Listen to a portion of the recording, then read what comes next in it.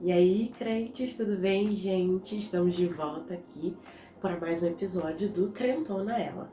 E aí, a gente vai ter hoje uma coisa muito nova, muito diferente para mim, né? Eu tô achando muito legal fazer isso.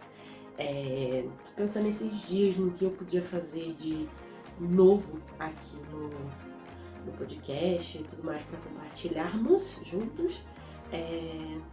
Eu falei, ai, mas é difícil às vezes fazer algo novo, né, e tudo mais.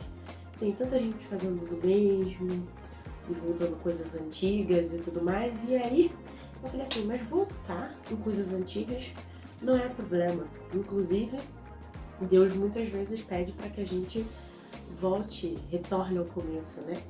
Volte às primeiras práticas, ao primeiro amor. E aí eu falei assim, não é tão ruim voltar, né? Em algumas coisas. E aí eu lembrei, tive uma ideia mirabolante.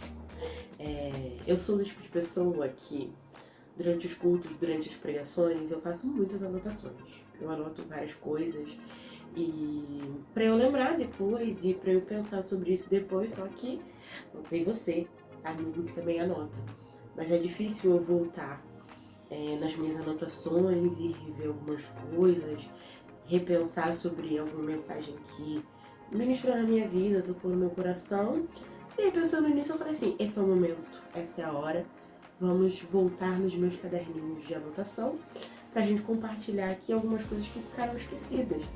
E aí, nós temos agora, senhoras e senhores, bem-vindos ao Tome Nota.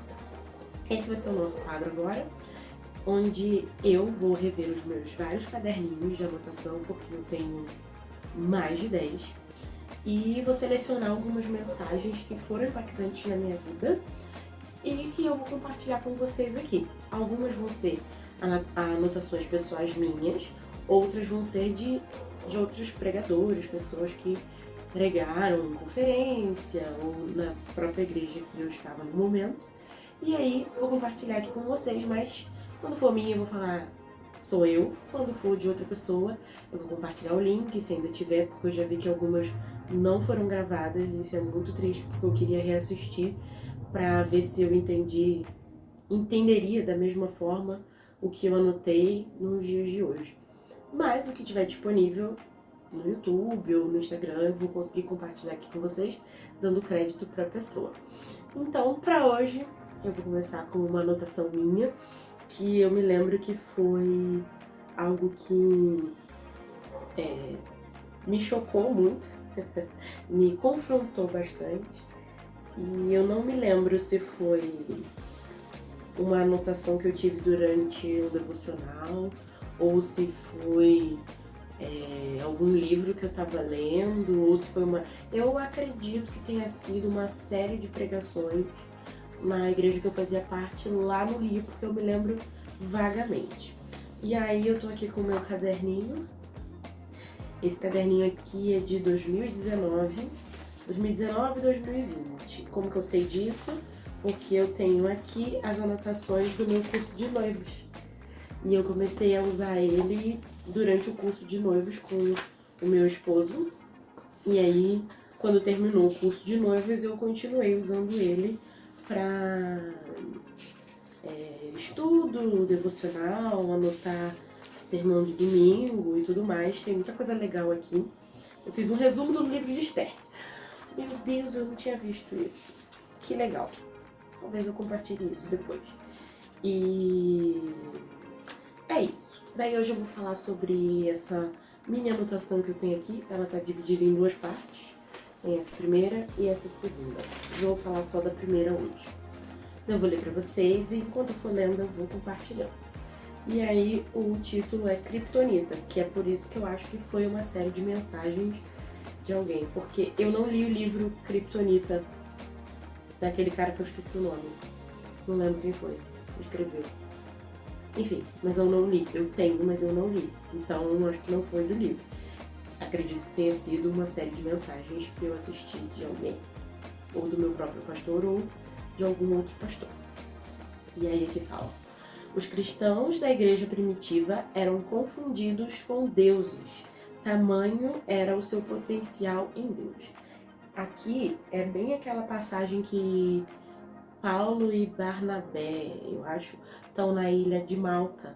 E Paulo é picado por uma cobra, e aí todo mundo acha que ele vai morrer, só que ele não morre, e aí o pessoal da ilha de Malta fala assim, esse cara é um deus, porque ele foi picado por uma cobra e ele não morreu. E aí Paulo fala pra eles que não foi por ele, que é pelo poder de Deus e tudo mais, e prega ali o evangelho para essas pessoas. E eu lembro que isso me constrangeu na época, porque não era só essa situação isolada de Paulo ser picado por uma cobra e não morrer, mas era a vida dele, falava, sabe? O quanto ele, qual era o potencial dele em Deus, como ele vivia de uma forma que as pessoas confundiam ele como se ele fosse um Deus. E eu falei assim, cara, não é que eu queira que as pessoas pensem que eu sou uma deusa, mas eu queria viver de uma forma em que eu refletisse muito mais o poder de Deus do que eu tenho refletido, né? E lendo isso em 2019, hoje 2025, o desejo ainda é o mesmo, sabe? De querer viver a vida de um jeito que as pessoas falem assim, cara, o que ela tem é diferente. A forma como ela tá vivendo a vida dela tem algum segredo aí, eu preciso descobrir o que é. Eu queria que a minha vida inspirasse outras pessoas a seguir Jesus e a querer conhecer a Deus mais profundamente, porque a minha vida era uma coisa muito louca de entender e as pessoas queriam saber o que está acontecendo. É essa a essência, sabe? E aí o próximo ponto que eu anotei aqui foi: eles eram espirituais e preocupados com as pessoas ao seu redor. Ninguém tinha falta de nada. Eles faziam o seu papel de suprir a comunidade. E aí eu fiquei pensando assim, numa sociedade em que é muito difícil a gente não ser egoísta, individualista e colocar os nossos desejos acima. A gente sempre coloca os nossos desejos acima dos desejos dos outros. A gente está preocupado com a nossa própria felicidade, os nossos próprios bens, os nossos próprios interesses. E aqui eles viviam em comunidade e não faltava nada para ninguém e todos eram supridos, porque as pessoas colocavam os interesses do outro acima dos próprios interesses. É um altruísmo que hoje em dia é difícil da gente ver, infelizmente, até mesmo no meio da igreja. Às vezes a gente está preocupado muito com o meu propósito, o meu ministério, esquecendo que o seu propósito e o seu ministério é para outras pessoas, não para você, não é para edificação própria, mas para edificação da igreja. Então, quando eu leio isso aqui, é isso que me lembra, sabe? Da gente sempre ter que lembrar que nós vivemos num coletivo, nós vivemos em comunidade e o interesse do outro deve estar acima do nosso próprio interesse. E aí, o próximo ponto que diz aqui: mas a Bíblia diz que os cristãos dos últimos dias terão obras maiores. E a gente devia estar muito melhor do que a gente está, gente. Essa é a realidade. A gente está engatinhando em muitas coisas. Ok, a gente já alcançou níveis muito bons como igreja, como corpo de Cristo, mas eu acho que a gente ainda está engatinhando em muitas coisas que, ao invés de progredir, a gente regrediu.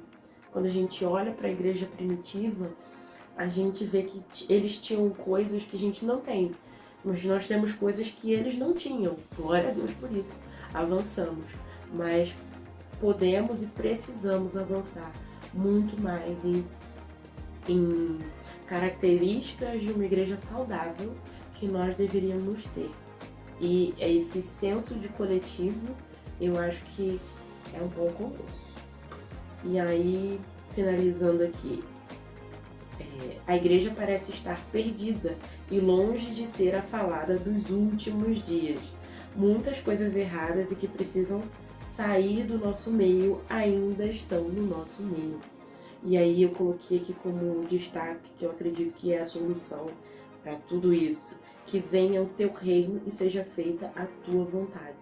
Porque quando nós demos ao Senhor o verdadeiro o controle, a centralidade da nossa vida como indivíduos e como igreja, quando Ele realmente estiver num lugar que Ele deve e merece estar, aí os problemas começam a ser solucionados. E isso começa do micro para o macro, né? Nós como indivíduos, quando colocamos o Senhor na centralidade da nossa vida e Ele começa a ter o verdadeiro controle sobre nós, aí, senhoras e senhores, o couro vai comer, de um jeito bom. É isso, gente. Minha anotação de hoje foi isso. E tudo que eu começo aqui no podcast é com o intuito de que você reproduza na sua vida. Então, se você é do time que anota, vai lá nos teus caderninhos, revisa algumas anotações que você fez, reassiste, graças a Deus, pelo YouTube e pela internet, porque a gente pode voltar a essas mensagens que viraram chaves na nossa vida e que a gente esqueceu. Quando eu comecei a pensar nisso, eu lembrei de tantas ministrações e tantas palavras que eu lembro que fizeram um boom na minha cabeça e que hoje em dia eu já não lembro muito assim do conteúdo delas, mas eu sei que elas foram marcos na minha vida. Então, acho que é sempre bom a gente estar relembrando algumas coisas, trazendo de volta aquilo que nos dá esperança. É isso, gente. Muito obrigada pelos últimos 4 dias que estivemos juntos. E hoje a gente começa um novo ciclo e a gente vai se falar. E aí, uma coisa muito boa. Coisas boas eu espero pra nós nesse ano. Então, até semana que vem. Curte, compartilha, incentiva os teus amigos a recordarem, porque recordar é viver. Essa é uma frase muito de tiozão, né? Mas enfim, recorde as coisas boas que o Senhor já ministrou sobre a sua vida e que talvez tenha caído no esquecimento. Beleza? Até semana que vem. Um beijo. Tchau.